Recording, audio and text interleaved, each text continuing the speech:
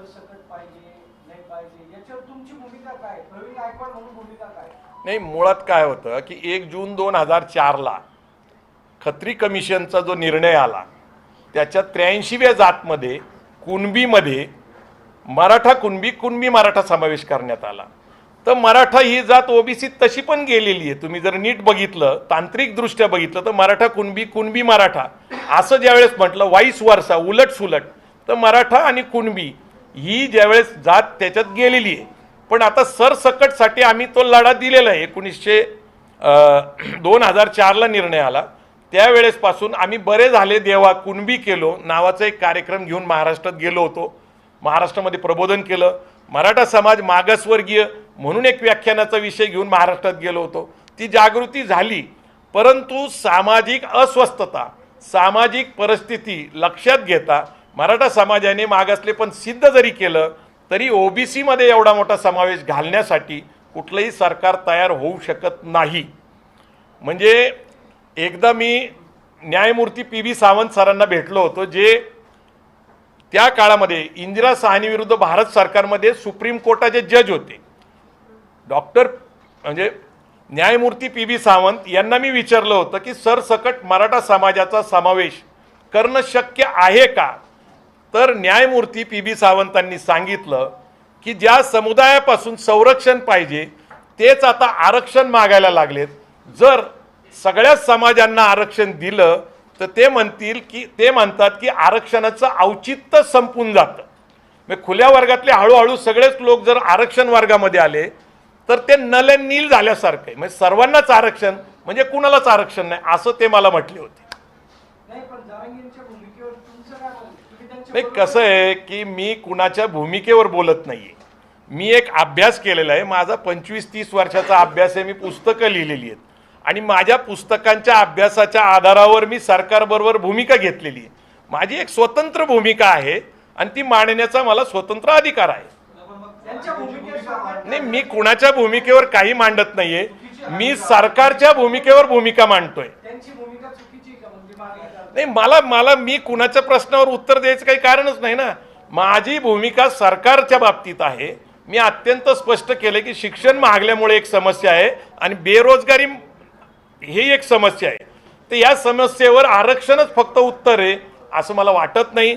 अन्य मार्ग शोधले नाही. मी माझी भूमिका मांडलेली ना. मी न्यायमूर्ती PB सावंतांची भूमिका आपल्या सगळ्यांना सांगितली की सर्वांनाच आरक्षण म्हणजे आरक्षण संपलेच जमाय.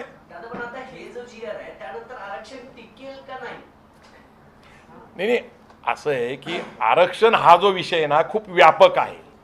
मुळात आरक्षणाच्या बाबतीत बोलायचं म्हटलं तर त्याला एक सामाजिक सुधारणेची गरज आहे. मुळात तुम्ही लक्षात घेत नाही की आरक्षण का मागितलं जाते मराठा समाजाकडून पण आणि ओबीसी समाजाकडून पण. तर त्यांना वाटतं की माफक दरातलं शिक्षण मिळावं आणि नोकरी मिळावी सरकारमध्ये. आता सरकार नोकर भरती करत नाही आणि खाजगीकरणामुळे नोकऱ्या कमी झाल्यात. म्हणजे सरकारच्या नोकरीचा लाभ होणाऱ्यांची संख्या कमी आहे आणि महागलेलं शिक्षण. मुळात समस्या वेगळी आहे आणि त्याच्या मागणीचा जो मार्ग आहे तर सगळ्यांना असं वाटतं की शाश्वत आहे आरक्षण आणि त्या मार्गातनं न्याय मिळेल. परंतु तो एकच मार्ग आहे असं नाही. मी तुम्हाला मगाशी जे सांगितलं की मेरिट जर बघितलं तर 1-2% गेलेले.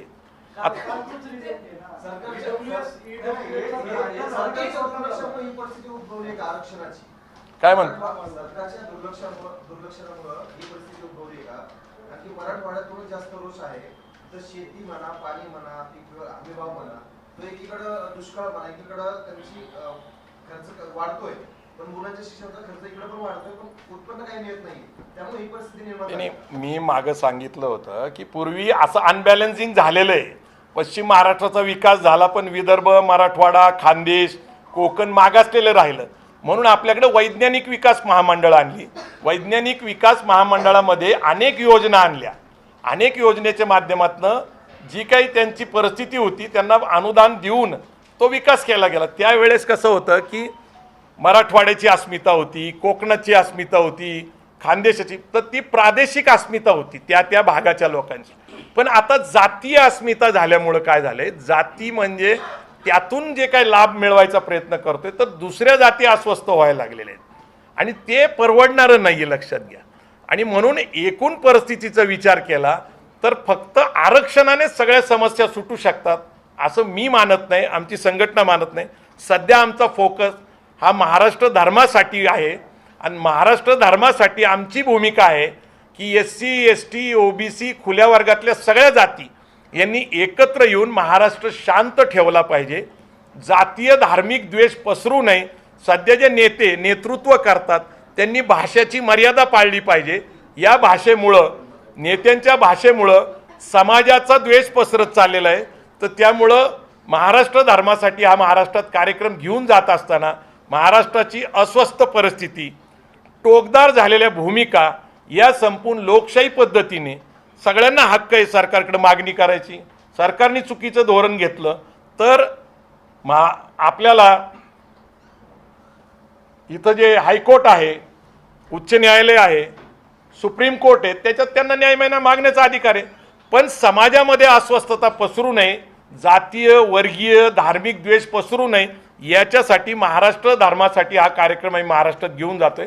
सर्वांना त्याच्यामध्ये आम्ही निमंत्रित करतोय, चांगल्या नेत्यांना, चांगल्या वक्त्यांना, आणि त्यातून एक संदेश द्यायचा प्रयत्न करतोय की महाराष्ट्र धर्म टिकला पाहिजे, जो आमच्या संतांचा आहे, जो महापुरुषांचा आहे, जो समाज सुधारकांचा आहे, जो स्वातंत्र्यासाठी लढलेल्या लोकांचा आहे.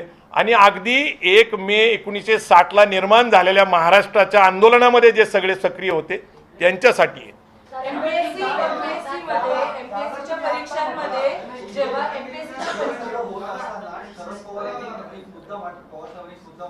तामिळनाडू पॅटर्न राबवला गेला पाहिजे आणि संसदेची सगळ्यात महत्त्वाची भूमिका आहे सगळ्या आरक्षणाच्या मागणी संदर्भात. तुम्हाला वाटतं की ते तामिळनाडू पॅटर्न तसा पद्धतीने लागू करता येईल? नाही, काय झालं आहे की तामिळनाडूमध्ये 69% जे आरक्षण आलेले आहे ते पहिला जो काका कालेलकर आयोग होता त्याच्या धर्तीवर त्यांनी त्या ठिकाणी केलेले आहे. ते खूप पूर्वीचं आहे. आता नेमकं झालं काय होतं की 69% आरक्षण आपल्यासारखं नाही. तिकडं schedule caste, schedule tribes, OBC असं बायफर्गेशन नाही आहे. तिथलं बायफर्गेशन वेगळं आहे.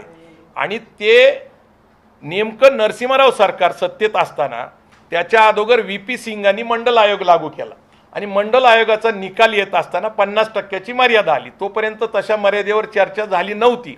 त्यालाही ज्यावेळेस घटना समितीमध्ये डॉक्टर बाबासाहेब आंबेडकरांनी भूमिका मांडताना सांगितलं होतं की आरक्षण हे अपवाद आहे, समता हा नियम आहे आणि नियमापेक्षा अपवाद मोठा असू शकत नाही, म्हणून आरक्षण हे एकूण 50.5% असलं पाहिजे. हे इंदिरा साहनी विरुद्ध भारत सरकारमध्ये सुप्रीम कोर्टाने 50%ची मर्यादा निश्चित केली. VP सिंगचं सरकार गेलं, नरसिंहरावचं सरकार आलं. 1994ला मंडल कमिशनचा निकाल आला, इंदिरा साहनी विरुद्ध भारत सरकारचा निकाल आला, त्यात 50%ची मर्यादा आली.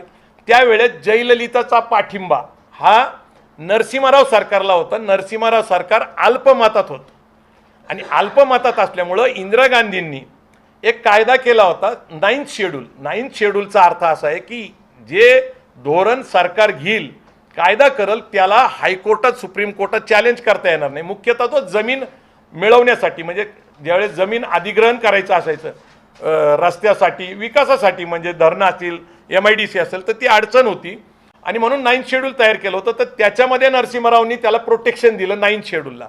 सध्या सुप्रीम कोर्टामध्ये 9th शेड्यूल पण चॅलेंज्ड आहे आणि तामिळनाडूचं 50%पेक्षा वर 69%चं आरक्षण सुद्धा म्हणजे चॅलेंज आहे. पण अजून सुप्रीम कोर्टाचे दोन्ही विषयाचे निर्णय आलेले नाही. 50%ची मर्यादा ही घटनेतनं कशी येते हे सुप्रीम कोर्टाने अधोरेखित केल्यामुळं अगदी केंद्र सरकारने ठरवलं तरी 50%च्या वर सामाजिक मागासलेपणाचं आरक्षण जाऊ शकत नाही. तामिळनाडूचा अपवाद आहे. पण आपण पाहतोय आमचा लढा हा दर्जेदार शिक्षणासाठी आहे असं प्रवीण गायकवाड यांनी स्पष्ट केलेलं आहे. ते पत्रकारांशी बोलत होते. तर मर्यादा काय आहे हे सरकारनं सांगायला हवं.